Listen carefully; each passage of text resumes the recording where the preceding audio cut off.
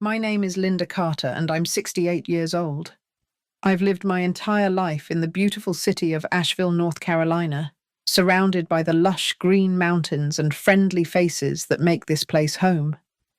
But beneath the smiles I give to neighbors, friends, and customers at my little herb shop downtown, I've been keeping a secret that's haunted me for years. It's the kind of secret nobody ever expects they'll have to carry, especially involving someone they've loved more than life itself. The pain of betrayal isn't something you can easily talk about, particularly when it comes from your own child, someone you spent your life nurturing and protecting. For a long time, I convinced myself silence was my only option, afraid of judgment, afraid no one would believe me, or worse, afraid of hurting others by sharing my truth. But I've come to realize that sometimes silence only deepens wounds. I want you to know up front that what I'm about to share isn't easy, but it's honest, raw, and deeply personal. If you've ever trusted someone completely, only to find that trust shattered beyond repair, you'll understand exactly why I'm here telling this story today. When you hear the word betrayal, maybe you picture friendships ending or marriages falling apart. But what happened to me went far beyond that, tearing into the very fabric of motherhood itself. Imagine raising someone, giving them everything you have, only to see them become the person who hurts you most. I wish my story were different, that it didn't involve the son I loved and trusted more than anyone else on earth. But if I've learned one thing through this heartbreaking journey, it's that sharing our deepest scars can help others find strength. I hope by opening up today that my story helps someone out there who needs to know they're not alone. From the moment Daniel was born, I knew I would do anything to make sure he never felt the absence of a father. Raising a child alone wasn't part of my original plan, but life doesn't always follow the paths we set. Working at Millie's Bakery downtown, I baked bread and pies from sunrise to late afternoon, each hour spent reminding myself that the hard work was for Daniel's future. Every paycheck went toward keeping food on the table, buying school supplies, or saving for small weekend adventures. On Saturdays, after the bakery closed, I'd take Daniel down to the creek near our house, where we'd catch fireflies in mason jars and share peanut butter sandwiches. Those simple moments filled with laughter and carefree innocence made the struggles of each work week fade away. I never complained about the long days, aching feet, or early mornings, because each sacrifice was a step toward giving Daniel opportunities I never had. Growing up, my own childhood had been marked by poverty and uncertainty, a cycle I vowed to break. Daniel would know stability, he'd know comfort, and most importantly, he'd always feel deeply loved. He was a sweet, quiet boy with curious eyes and an easy smile, the kind of child teachers adored and neighbors praised. His laughter filled our small home. His drawings covered the refrigerator, and his shoes, always muddy from play, reminded me of the joy of childhood I desperately missed. I wanted him to dream big, believing he could become anyone or anything he desired, knowing I'd be there to support him every step of the way. When Daniel was 9, he became fascinated with space and planets, and even though money was tight, I managed to buy him a second-hand telescope for Christmas. The wonder in his eyes when he looked up at the stars for the first time was worth every extra shift I worked at the bakery that December. It was moments like those that made all the tiredness vanish, replaced by the warmth of knowing I was building something beautiful for him. As Daniel grew older, my hopes for his future only strengthened. I envisioned him attending college, achieving dreams bigger than our small town, perhaps exploring the world beyond Asheville that we'd glimpsed through books borrowed from the local library. Everything I did, every batch of bread kneaded, every pie baked, was for Daniel to have chances I never did. I never questioned if I was doing enough because his smile reassured me. Life wasn't easy, but it was filled with warmth, stability, and the quiet strength that comes from knowing someone will always stand by your side. I felt deeply proud of the home I had created, the son I was raising, and the life we shared. Looking back, those years feel like snapshots bathed in golden sunlight. I could never have imagined how quickly those bright, innocent days could darken. At that time, The storms life would soon bring were unimaginable, buried beneath the joy and comfort of a life carefully and lovingly built for Daniel. I was 60 when the stroke hit. One moment I was kneading dough at the bakery just like I had every morning for decades, and the next I was on the floor, my body frozen, my thoughts scrambling to stay tethered to consciousness. When I woke up in the hospital, my world had changed. The left side of my body wouldn't move, and just like that, I was no longer the woman who raised Daniel with strength and energy.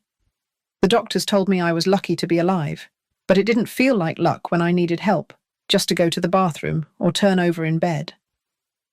Daniel came to my side quickly, promising he'd take care of me, that he'd be there through it all, and in those early days, I believed him with all my heart. He was gentle at first, spoon-feeding me soup, lifting me into a wheelchair, helping with my medication. I was so grateful I cried some nights, overwhelmed by his presence and love. But as the weeks passed, the tenderness began to shift. He started making strange remarks, like how I needed him more than ever now, or that I should remember who was sacrificing everything for me. At first I brushed it off as stress. Maybe he was tired, maybe overwhelmed by the pressure of caregiving. But then, there were the lingering touches during sponge baths, the odd way he looked at me when I was dressing, the hugs that felt just a little too close. I told myself I was imagining things, that my mind was clouded from the medication, that surely no son would behave that way toward his mother. But the feeling in my gut told me something was wrong. Daniel became more controlling, insisting no one else could help me, firing the part-time caregiver the state had provided. He said only he knew how to care for me properly, and when I questioned him, he'd accuse me of being ungrateful or too confused to understand. I started second-guessing everything, my instincts, my memory, my very sense of self. I locked my bedroom door at night, even though it made me feel guilty. I started to change clothes in the bathroom instead of my room. I stopped asking for help, unless it was absolutely necessary. The worst part wasn't the loss of control over my body, it was the loss of safety in my own home. The very boy I had raised with tenderness, who once held my hand crossing the street, now watched me with a gaze I didn't recognize. I wanted to believe he was still in there somewhere, that this was just a dark phase brought on by stress. But that hope faded a little more each day. When he began entering my room at night without knocking, standing too close, brushing my skin with excuses of checking on me, I felt myself slipping into fear. Fear not of strangers or the outside world, but of the very person I once trusted above all. I tried to speak up once softly about how uncomfortable it made me feel.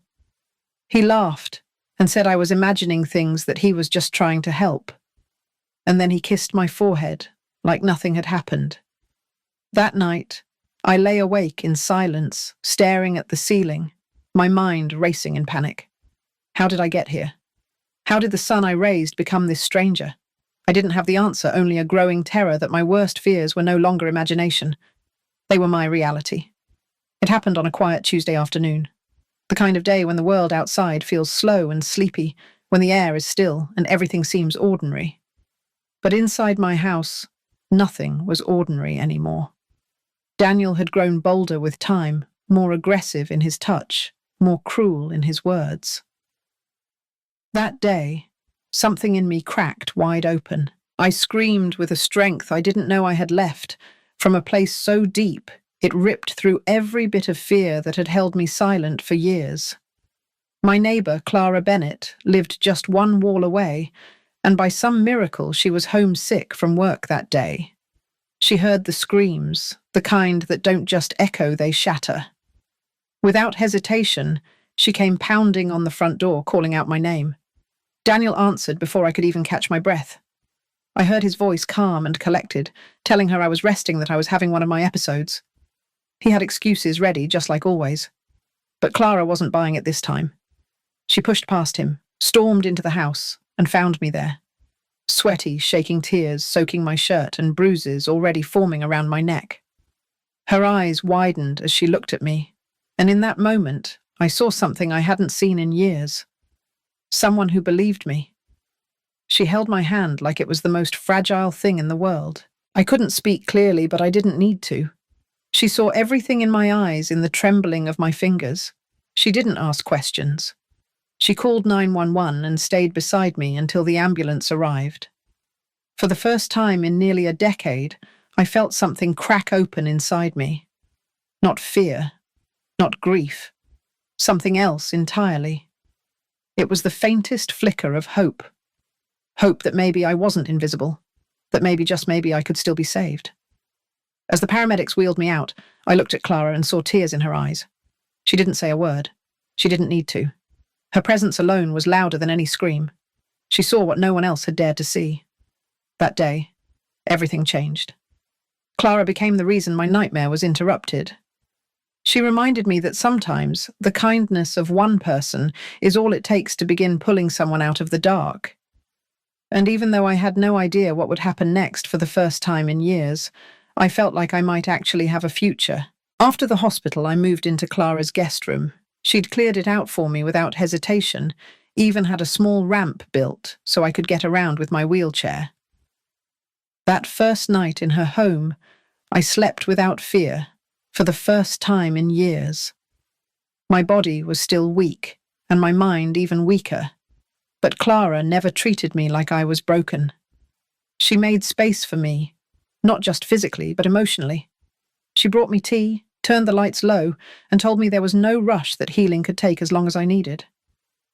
My recovery started with gentle physical therapy. A woman named Megan would visit twice a week, guiding me through stretches, movements, and balance exercises.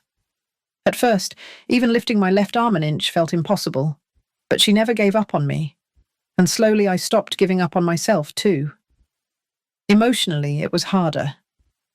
I worked with a trauma counselor named Dr. Levine, a soft-spoken woman who asked hard questions and waited patiently for my answers. In her office, I cried for the girl I used to be, the mother I tried to be, and the years I'd lost in silence. She told me that trauma doesn't disappear, but it can be carried differently with the right support. Clara went to every appointment with me.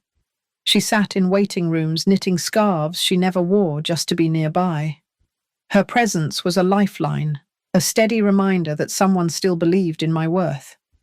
We laughed sometimes too. Quiet, cautious laughs at first, like our hearts were testing the water. One afternoon, Clara brought home a tray of herb seedlings she found at a farmer's market. She said her grandmother used to grow lavender and basil by the window, and maybe I'd like to try. I wasn't sure what to do with them, but I agreed. We started with a small pot of mint. Each morning, I wheeled myself to the sunniest part of the porch and watered it with care. Watching that little plant grow gave me a kind of peace I hadn't felt in years. It was slow, patient work, no urgency, just presence. Soon we had more pots, chamomile, rosemary, sage. Clara taught me how to brew teas from fresh leaves, how certain herbs could ease headaches, settle nerves, and help sleep. It became more than a hobby. It became a ritual of reclaiming control over my own care, one leaf at a time. The garden grew, and so did I. I began walking short distances without my chair. I learned how to cook again small meals at first. I laughed louder. I cried less. My voice got stronger in therapy and my hands steadier with the soil. One day I surprised Clara with a tea I'd made just for her. Lemon balm and ginger, steeped, slowly served with a smile that reached all the way to my eyes. She sipped it and said it was the best tea she'd ever had. In that moment, I felt whole again. I didn't just survive what happened to me. I started to bloom through it. I realized that healing doesn't always look like forgetting. Sometimes it looks like planting something new where pain once lived. And in those quiet afternoons on the porch with sun on my skin and dirt under my nails, I began learning to live again. It had been nearly 10 years since I last saw Daniel. My days were filled with herbs, laughter, and the soft rhythm of healing. I had built something beautiful out of the ashes of my past, and the thought of him rarely entered my mind anymore until the morning he walked through the door of my little shop, leaning on a cane, his skin pale and his eyes hollow. For a moment I couldn't breathe. He looked nothing like the man who used to control every inch of my life. His body had withered, his voice trembled, and he spoke with a kind of desperation I had never seen in him. He said he had multiple sclerosis, that he couldn't work anymore, and that he had no one else to turn to. Every word he said sounded like a line from a script he thought would win me back. He told me he was sorry that he was young and didn't understand what he was doing, that he regretted everything. I listened quietly, my hands resting gently on the counter, my heart steady, but not cold. When he paused looking for pity, I asked one question. "Now you know what it's like to be dependent on someone, don't you?" He blinked, unsure of what to say. But I kept speaking, telling him I remembered every moment, every word, every twisted excuse he once gave while I lay helpless. He cried. He tried again to beg, to plead, to say he'd changed, but I could see it wasn't remorse that brought him here, it was need. He hadn't come to apologize. He'd come because he thought I'd still be the same woman he could manipulate. I wasn't.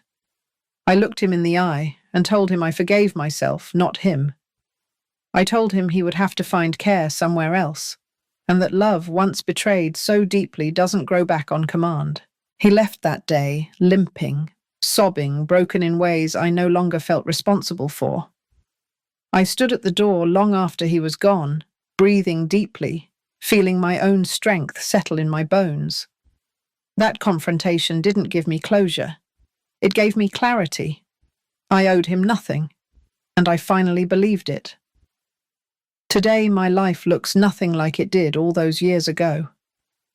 I run a small herbal remedies shop in Asheville, where people stop by not just for teas and tinctures, but to chat, to share, to breathe in the scent of healing. The shelves are lined with jars. I filled myself the labels handwritten, the recipes learned through both study and survival. Each morning, I unlock the door to that shop with a sense of purpose I never thought I'd feel again.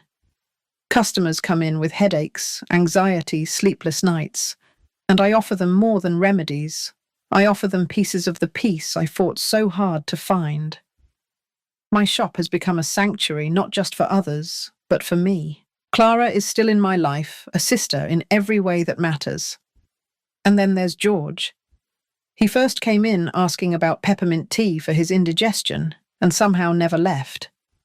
He's kind, steady, and full of gentle affection. We don't rush anything. We walk hand in hand through the park, and he listens without ever needing to fix me. He just holds space, and sometimes that's all love really needs to be. I started a small weekly group for women who've been through trauma. We meet in the back of the shop after closing, surrounded by lavender and candlelight. We talk, we cry, we laugh. We remind each other that no one's story ends in the middle of the pain. There's always more to write. This life I've built, this joy, this freedom, this peace, it's not a miracle. It's the result of every hard decision I made to value myself, to heal, to grow. And to anyone out there who thinks it's too late, too broken, too far gone, I promise you it's not. Life can still be beautiful. You can still be whole. And sometimes the sweetest revenge is simply living well. If you've made it to the end of my story, thank you. It means more than I can say to have you here listening with an open heart. My journey wasn't easy, but it brought me to a place of strength, peace, and joy I never thought possible. Now it's your turn. If you've lived through betrayal, abuse, or heartbreak, I want to hear from you. Share your story in the comments, or even just a small moment of hope. You never know who might be reading and needing exactly your words to keep going. This space is for all of us who've been broken and chose to rebuild. If my story resonated with you, please subscribe and stay connected. I'll be sharing more stories like mine from other brave women who found light after darkness. Because no matter where you are on your path, you are not alone. And you deserve to be seen, heard, and deeply valued.